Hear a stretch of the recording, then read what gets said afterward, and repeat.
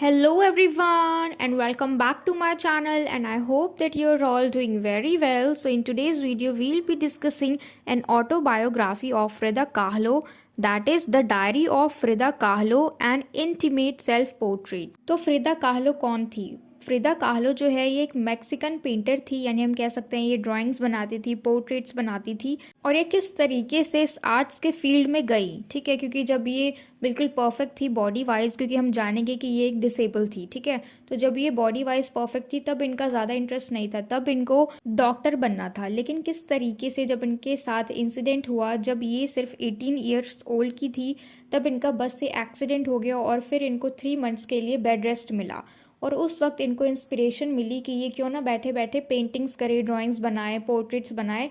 फिर उन्होंने ये सारी चीज़ें करना शुरू किया और जो भी ड्राइंग्स इन्होंने बनाई, जो भी पेंटिंग्स बनाई, इलस्ट्रेशंस बनाए, ज़्यादातर इन्होंने अपने बारे में ही चीज़ों को एक्सप्रेस किया उन इलस्ट्रेशंस में, उन ड्राइंग्स में, उन पेंटिंग्स में, और कैसे वो अपनी बनाई गई ड्राइंग से, इलस्ट्रेशन से पूरे वर्ल्ड को इंस्पायर करती हैं। तो जब वो सिर्फ 6 साल की थी in 1913, at 6 years of age, Kahlo contracted polio that permanently damaged one of her legs. तो देखो, जब ये सिर्फ 6 साल की थी तब इनको पोलियो हो गया, ठीक है, और उस पोलियो की वजह से इनका जो एक पैर है वो परमानेंटली डैमेज हो गया। तो हम यहाँ देख सकते हैं कि क्योंकि इन्होंने एक पैर खो दिया तो वो चल नहीं पाती थी, she was unable to walk. And then a greater tragedy came her way when on 17 September 1925 she met a body-altering accident that resulted in detrimental injuries along with an everlasting damage to her fertility.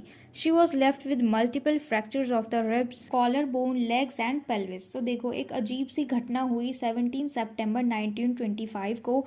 इनका ऐसा accident हुआ जिस accident ने इनकी पूरी body को ही change कर दिया, और इस एक्सीडेंट से इनके रिब्स पे, कॉलर बोन्स, लेग्स, पेल्विस, इन सब पे बहुत ज़्यादा असर हुआ। She underwent over 32 surgeries and cut off her limp leg in 1953 due to the spread of gangrene. और इनके इस एक्सीडेंट के बाद इनकी 32 सर्जरीज हुई और इनका जो पैर था, जो 6 साल की उम्र से ही पोलियो की वजह से काम नहीं कर रहा था, उसे कटवाना पड़ा 1953 में due to the spread of gangrene. अब गैंग्रीन जो है, हम कह सकते हैं ये एक तरीके से एक इन्फेक्शन होता है जो कि सीरियस बैक्टीरिया इन्फेक्शन की वजह से होता है, और या फिर ये लैक ऑफ ब्लड फ्लो, ठीक है, जिसमें कि जो ब्लड सर्कुलेशन है वो ठीक से काम नहीं करता, और इसी की वजह से इनका एक पैर इन्हें कटवाना पड़ गया। और जब भी ये पेंटिंग्स बनाती थी, इलस्ट्रेशंस बनाती थी, ड्राइंग्स बनाती थी, तो ये अपने से रिलेट करती थी। तो इसीलिए इसका टॉपिक है the diary of Frida Kahlo and intimate self portrait. Self portrait का क्या मतलब है? यानी वो खुद की इमेज को एक्सप्रेस करती है उन ड्राइंग्स में, उन इलस्ट्रेशंस में। She was a Mexican painter known for her many portraits, self portraits and works inspired by the countries popular culture. तो देखो, ये एक मैक्सिकन पेंटर थी जो कि काफ़ी सारे पोर्ट्रेट्स के लिए जानी जाती थी, खुद के पोर्ट्रेट्स के लिए जानी जाती थी, और ये अपने कंट्री के पॉपुलर कल्चर को देख के बहुत ज़्यादा इंस्पायर होती थी। इन्हें अपनी कंट्री का जो कल्चर है वो बहुत ज़्यादा पसंद था, यानी मैक्सिको का। And she was born in 1907 on 6th of July and died in 1954 on 13th of July. तो इनका जन्म कब हुआ था? 1907 में, और इनकी मृत्यु कब हो गई थी? 1954 में। The diary of Frida Kahlo is a collection of her life. तो इसमें हम देखेंगे कि ये एक इनकी लाइफ का कलेक्शन है, यानी जो भी ये कहानी बताती है वो क्रॉनिकल वेज में नहीं है कि पहले ये हुआ, फिर उसके बाद ये हुआ, फिर उसके बाद ऐसा हुआ, ऐसा कुछ भी नहीं है। इसमें हम देखेंगे जो जो चीज़ें इनके लिए मायने रखती हैं, जो ज़्यादा इंपॉर्टेंट इंसिडेंट्स हैं, ज़्यादा इंपॉर्टेंट घटनाएं हैं, उन सारी चीज़ों को इन्होंने मेंशन किया है, और किस तरीके से जो भी ये ड्राइंग्स बनाती हैं, इलस्ट्रेशंस बनाती है, वो कैसे इंस्पायर होने के बाद इन सारी चीज़ों को उन्होंने शुरू किया। The striking water colour illustrations highlight Kahlo's preoccupation with questions of death, physical disintegration, corporeal vulnerability and desire for freedom from her deteriorated body. जैसे ही इन्होंने इलस्ट्रेशंस को शुरू किया, यानी ड्राइंग्स बनाना शुरू किया वाटर कलर से, तो इनकी ड्राइंग्स जो है वो इन सारी चीज़ों को हाईलाइट करती थी। और इनके जो क्वेश्चंस थे, जैसे कि डेथ यानी किसी इंसान का मर जाना, डेके उसका नाश हो जाना, उसकी बॉडी का, फिजिकल डिसइंटीग्रेशन कि किस तरीके से वो शारीरिक रूप से बिखर गया है। बिखरने का मतलब है एक्सीडेंट हो जाना, या फिर उसको हार्म होना, उसको दिक्कत होना, चोट लगना, इस तरीके से। एंड कॉर्पोरियल वल्नरेबिलिटी का मतलब है शारीरिक रूप से वो टूट जाता है इंसान, ठीक है, बिल्कुल बिखर जाता है। And desire for freedom from her deteriorated body, और जो उसकी डिटीरियोरेटेड बॉडी है, यानी जो धीरे धीरे ख़त्म होती जा रही है, बिखरती जा रही है, नाश होती जा रही है, क्योंकि वो बीमार है, वो डिसेबल है। पहले उसको पोलियो हुआ, फिर गैंग्रीन, तो इस तरीके से अब वो कुछ भी नहीं कर सकती, बैठे बैठे सिर्फ पेंटिंग ही करती है। तो जो इच्छा है अपनी इस डिटीरियोरेटेड बॉडी से बाहर निकलने की, आज़ाद होने की, तो ये सारी चीज़ें उनकी पेंटिंग्स में नज़र आती थी। जो भी वो इलस्ट्रेशंस बनाती थी उसमें ये सारी चीज़ें हाईलाइट होती थी। And her life was cut short, passing away at 47 just a few months after her gallery opened. Frida's health worsened and her right leg was eventually cut off at the knee due to gangrene. अब देखो इनकी जो life थी वो बहुत ज़्यादा short थी। 47 की एज में इनकी डेथ हो गई थी, यानी जब इनकी आर्ट गैलरी जो है वो खुली थी उनके कुछ महीनों बाद ही इनकी डेथ हो गई थी। और इनकी जो हालत है, इनका जो हेल्थ है बहुत ज़्यादा ख़राब होने लगा था। और इनका जो राइट पैर है यानी राइट लेग है वो लास्ट में कटवाना पड़ गया था ड्यू टू गैंग्रीन, क्योंकि वो स्प्रेड होते जा रहा था इनकी बॉडी में। And she became depressed and anxious and her dependency of pain killers worsened. उसके बाद ये बहुत ज़्यादा डिप्रेस्ड हो जाती हैं, बेचैन हो जाती है, और इनका जो डिपेंडेंसी है दवाइयों पे, पेन किलर्स पे, वो बहुत ज़्यादा बढ़ गया। And her uncompromising and brilliantly colored self-portraits that deal with such themes as identity, the human body and death। और इनकी जो सेल्फ पोर्ट्रेट चीज़ें हैं उन सब में यही थीम्स थे, जैसे identity, the human body and death, क्योंकि ये ज़्यादातर इन सारी चीज़ों से ही रिलेट करके अपने आर्ट को बनाती थी, इलस्ट्रेशंस को बनाती थी, जिस चीज़ से वो सफ़र कर रही हैं। ठीक है, क्योंकि उनको परफेक्ट बॉडी नहीं मिली है, वो इस बॉडी में सफ़र करती हैं, वो उस बॉडी का नॉर्मल इंसान की तरह यूज़ नहीं कर सकती। ठीक है, तो जो चीज़ उनको बहुत ज़्यादा परेशान करती थी उसी चीज़ की वो ड्राइंग बना देती थी, आर्ट्स बना देती थी, इलस्ट्रेशंस बना देती थी, खुद का सेल्फ पोर्ट्रेट बना देती थी। A severe bus accident at the age of 18 left Kahlo in lifelong pain। अब इनका एक एक्सीडेंट हो गया था 18 ईयर ओल्ड में, जब ये सिर्फ 18 वर्ष की थी, और उस वक्त जैसे ही इनका ये एक्सीडेंट हुआ इनको एक लाइफ लॉन्ग पेन मिल गया, यानी ऐसा दर्द जो पूरी ज़िंदगी नहीं जाने वाला। And she confined to bed for 3 months following the accident Kahlo began to painting. अब जैसे इनका ये एक्सीडेंट हुआ तो इनको बेड रेस्ट मिल गया, ठीक है, 3 months के लिए। अब देखो वो बैठ के क्या करे, क्योंकि वो वॉक भी नहीं कर सकती, चल नहीं सकती ठीक से, तो यानी उनको एक ही जगह पे बैठे रहना है। बैठे बैठे वो क्या करे, तो उन्होंने क्या किया, पेंटिंग बनानी शुरू की, और ज़्यादातर कैसी, खुद की, यानी सेल्फ पोर्ट्रेट करती थी वो। अपनी चीज़ों को, जिस चीज़ से वो सफ़र कर रही है, अपनी कहानी को वो पेंटिंग्स के थ्रू दिखाना चाहती थी। And she started to consider a career as a medical illustrator as well, which would combine her interest in science and art. तो इन्होंने क्या किया, अपना जो करियर है उसको किस तरीके से समझना शुरू कर दिया, मेडिकल इलस्ट्रेटर, क्योंकि इनका एक्सीडेंट था उससे पहले इनको एक डॉक्टर बनना था, ठीक है, इनको मेडिकल करना था। लेकिन एक्सीडेंट के बाद इनका जो लाइफ गोल है वो बिल्कुल चेंज हो गया, ठीक है। तो अब इनका क्या मानना है कि ये एक मेडिकल इलस्ट्रेटर हैं जो कि साइंस और आर्ट से कंबाइन करती हैं। Her father was German and her mother was Spanish. जो इनके पिता थे वो जर्मनी से बिलोंग करते थे और इनकी जो मदर थी वो स्पेन से बिलोंग करती थी। And Kahlo was fluent in Spanish, English and German. और इनकी फ्लुएंसी देखो इन तीनों लैंग्वेज में थी, स्पेनिश में, इंग्लिश में और जर्मन में। She suffer 2 serious accidents in her life, one in which street car knocked her down। देखो इन्होंने अपनी ज़िंदगी में 2 सीरियस एक्सीडेंट्स को देखा है। पहला जब स्ट्रीट कार से उनका एक्सीडेंट हो गया था जब वो सिर्फ 18 साल की थी, and the other accident was Diego. और दूसरा एक्सीडेंट कौन, डिएगो। डिएगो जो है वो फ्रीदा के हस्बैंड थे, लेकिन बाद में इनका डिवोर्स हो गया था और डिवोर्स के बाद भी ये दोनों साथ में ही थे। यानी हम कह सकते हैं जब तक जो फ्रीदा है वो सफ़र कर रही थी इन सारी चीज़ों से, फ्रीदा के एंडिंग डेज जो थे तब तक भी ये डिएगो उनके साथ ही था। लेकिन इनका जो रिलेशन था वो बहुत ज़्यादा अच्छा नहीं था, और डिएगो एक आर्टिस्ट भी था, ठीक है। तो किस तरीके से डिएगो की वजह से फ्रीदा को भी आर्ट में रुचि आई। And she refers Diego as her everything, beginning, builder, child, boyfriend, painter, lover, husband, friend, father, son, her self, the universe.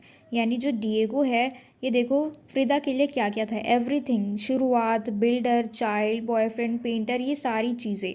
यानी फ्रीदा जो है वो डिएगो को अपना सब कुछ मानती थी। And she frequently challenge traditional gender roles, often dressing male clothing. अब देखो ये ज़्यादातर लड़कियों की तरह ड्रेसअप नहीं होती थी, ठीक है। And she disregarded beauty norms by embracing her unibrow and moustache. तो देखो जो ब्यूटी नॉर्म्स होते हैं लड़कियों के लिए कि अगर ये लड़की है तो ये आईब्रो बनवाती होगी, मेकअप करती होगी, लिपस्टिक लगाती होगी, तो ऐसा इनके साथ कुछ भी नहीं था, ठीक है। और ये ज़्यादातर मेल ड्रेसिंग सेंस रखती थी। इनका जो ड्रेस सेंस था वो ऐसा नहीं था कि वो बिल्कुल लड़कियों की तरह ही दिखे, इनके कपड़े या फिर और कुछ।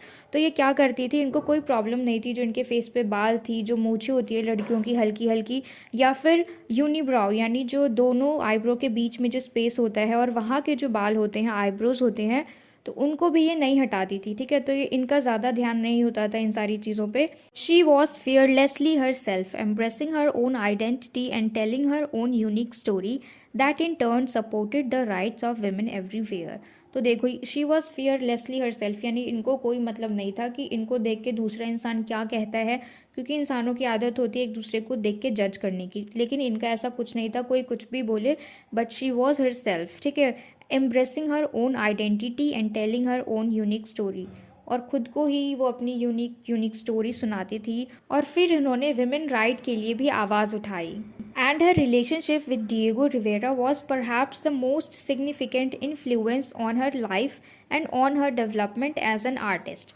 और इनका जो रिलेशनशिप था डिएगो रिवेरा के साथ, यानी इनके जो हस्बैंड थे उनके साथ, इनका जो रिश्ता था वो शायद बहुत ज़्यादा इम्पॉर्टेंट इन्फ्लुएंस करता था उनकी लाइफ के ऊपर, और किस तरीके से इनका जो डेवलपमेंट है एज एन आर्टिस्ट, ठीक है। यानी जो कहते हैं ना कि अच्छी तरीके से धीरे धीरे चीज़ें अच्छी हो जाती हैं प्रैक्टिस करते करते, तो इनकी ड्राइंग में ये जो सुधार आया वो शायद इनके हस्बैंड की वजह से था, डिएगो रिवेरा की वजह से। लेकिन बाद में इनका डिवोर्स हो गया था, पर डिवोर्स होने के बाद भी ये दोनों एक साथ ही थे। जो इनके हस्बैंड है डिएगो, उन्होंने इनको कभी भी अकेला नहीं छोड़ा और एंड टाइम में भी ये इनके साथ ही थे।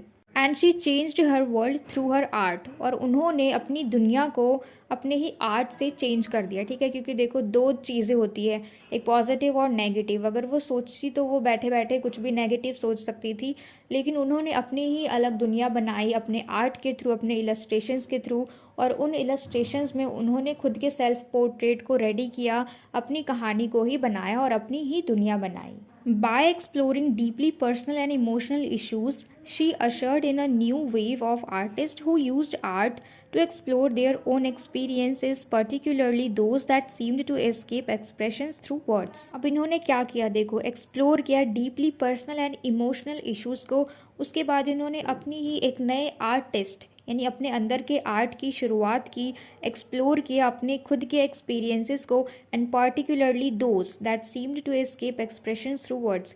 यानी हम कह सकते हैं कुछ ऐसे लोग जो अपनी बातों को बोलना चाहते हैं और उनके दिल में बुरा नहीं है, लेकिन कहते हैं ना कि मेरा कुछ ऐसा इरादा नहीं था, वो तो मैंने बस बोल दिया, क्योंकि उनके पास बोलने का तरीका नहीं होता है, ठीक है। And she was deeply influenced by indigenous Mexican culture which is apparent in her use of bright colors and dramatic symbols।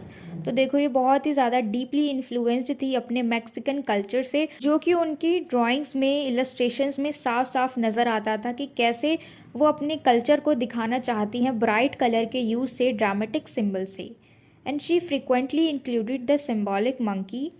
In Mexican mythology, monkeys are symbols of lust, yet Kahlo portrayed them as tender and protective animal। अब देखो Mexican mythology के हिसाब से, यानी वहाँ का जो myth है उसके अकॉर्डिंग जो मंकीज़ हैं वो सिंबल हैं लस्ट के, ठीक है। उसके बावजूद जो काहलो है, फ्रिदा काहलो है, उन्होंने उनको कैसे पोर्ट्रे किया है, एज टेंडर एनिमल्स, यानी कोमल जो जानवर होते हैं वो मासूम जानवर एंड प्रोटेक्टिव एनिमल। और वो साथ ही साथ जैसा कि हमने देखा कि वो मैक्सिकन कल्चर से बहुत ही ज़्यादा इन्फ्लुएंस्ड थी, ऑब्सेस्ड थी, तो उनको ये सारी चीज़ें बहुत ज़्यादा पसंद आती थी। अपने होमलैंड के रिच हिस्ट्री के बारे में पढ़ना और फोक लोर के बारे में। उसके बाद जो मिट्टी के बर्तन होते हैं, सिरामिक्स, टेक्सटाइल्स, जो कपड़े होते हैं, रिलीजियस पेंटिंग्स, ये सारी चीज़ें उन्हें बहुत ज़्यादा पसंद थी। वो बहुत ज़्यादा ऑब्सेस्ड थी, उनका जो मैक्सिकन कल्चर था उन्हें बहुत ज़्यादा पसंद था। The 170 page journal contains the artist thought, poems and dreams. तो ये जो जर्नल है, हम कह सकते हैं जर्नल, जिसमें हम न्यूज़ लिखते हैं अपने डेली के, हमने क्या क्या काम किए, तो उसको हम कहते हैं जर्नल्स। तो ये जो जर्नल है 170 पेज का, इसमें आर्टिस्ट के थॉट हैं, यानी फ्रिदा काहलो के विचार हैं, उनके पोएम्स हैं और उनके ड्रीम्स हैं। Many reflecting her stormy relationship with her husband, artist Diego Rivera. और ज़्यादातर क्या शो करते हैं, उनके जो रिलेशनशिप थे, स्टॉर्मी रिलेशनशिप थे उनके हस्बैंड के साथ, जो कि आर्टिस्ट डिएगो रिवेरा है। तो देखो ये जो हम पढ़ रहे हैं इनकी ऑटोबायोग्राफी, इसमें बिल्कुल भी डिटेल में नहीं दिया गया इनकी रिलेशनशिप के बारे में, बस इसमें यही दिखा रखा है कि वो कैसे अपने मैक्सिकन कल्चर से बहुत ज़्यादा ऑब्सेस्ड थी, इन्फ्लुएंस्ड थी, और कैसे वो अपनी ही कहानी को अपने इलस्ट्रेशंस में दिखाती थी, एक्सप्रेस करती थी। तो यही सारी चीज़ें हमने देखी इनकी ऑटोबायोग्राफी में कि किस तरीके से एक डिसेबल्ड पर्सन पेंटर बनी, जो कि चल भी नहीं सकती थी, अपने शौक पूरे नहीं कर सकती थी, उनकी जो डार्क लाइफ थी, कलरलेस लाइफ थी, उन्होंने कैसे पेंटिंग्स के थ्रू अपनी ही दुनिया बनाई। अपनी कलरलेस लाइफ में उन्होंने इतने सारे कलर भर दिए, अपनी ही उन्होंने सेल्फ पोर्ट्रेट बनाई, इलस्ट्रेशंस बनाई, और किस तरीके से वो अपनी ही कहानियों को एक्सप्रेस करती थी अपनी ड्राइंग्स में। तो फ्रिदा काहलो जो है ये पूरी दुनिया के लिए एक इंस्पिरेशन है। तो आज की इस वीडियो में सिर्फ इतना ही। मुझे पूरी उम्मीद है कि आपको ये पूरी ऑटोबायोग्राफी अच्छे से समझ में आ गई हो, and if so then please let me know in the comment box if you like this video, and share it with your friends as well so that they can get help from it. And don't forget to subscribe my channel. Until we meet in the next video, keep learning.